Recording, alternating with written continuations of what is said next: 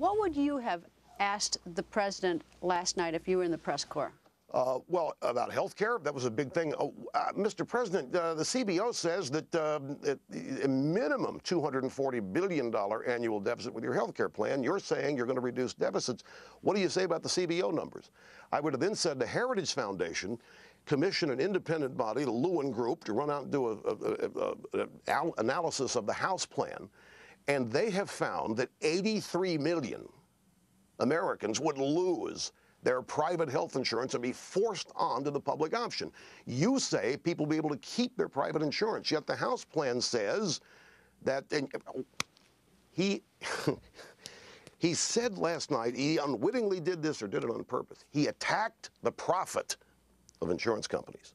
They're making too much. Well, look at the profits they're making. I'm going to go after those profits, and they're not going to give those profits up easily, just like big oil's not going to give up their profits easily, he said during the campaign.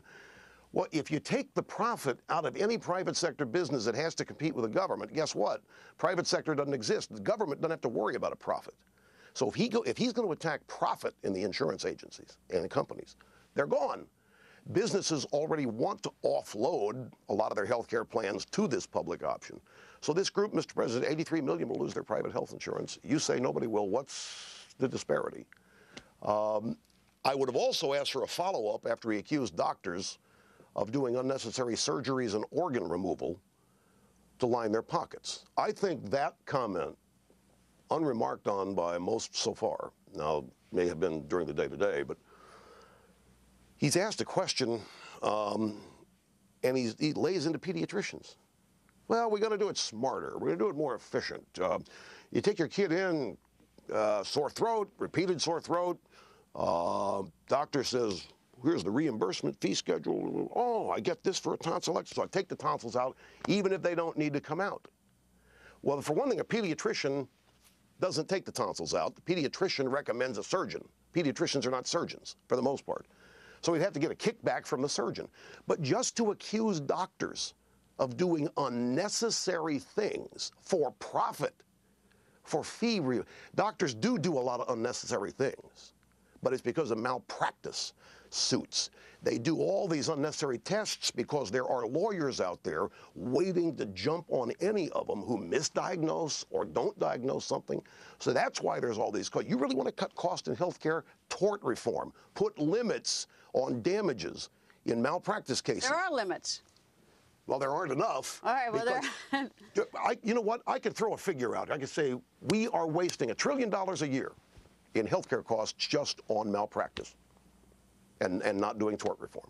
And you might say, well, where'd you get that number? I don't know. I made it up, just like Obama made his numbers up last night. I was going to ask you where you got that number. I made it up. The trillion seems to be the number that works these days. Back in the campaign, it was 250,000. Anything above that, you're going to get soaked. Anything below it, you're not going to get a tax. So I'll throw the numbers out like he does. We spend $6,000 more per citizen in this country than other advanced countries, and we got to reduce that.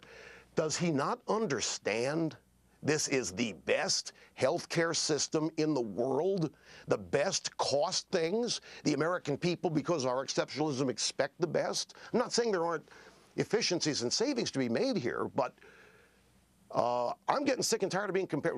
Nobody leaves this country for health care. Nobody takes their kids anywhere. They don't take them to Cuba. They don't take them to Great Britain or Canada. Everybody in the world comes here for their health care. There's nothing wrong here structurally with the care that we get. This is an insurance problem, catastrophic problem, basically. This is not the way to fix health care. This is not the way to reform it. How would you fix it? Well, long term, easy. The answer is easy.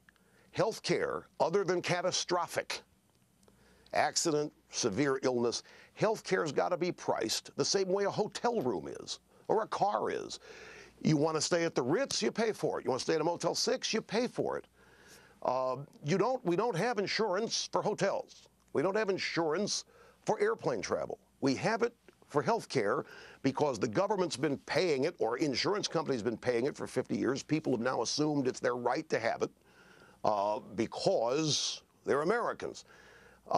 Now, that would take a while to use. Health savings accounts could get the ball rolling on that. But a first thing,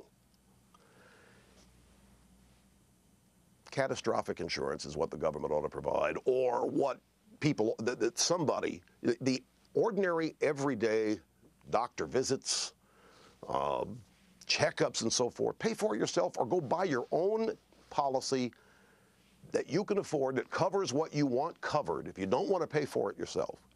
And then have the catastrophic stuff that everybody's worried about wiping them out.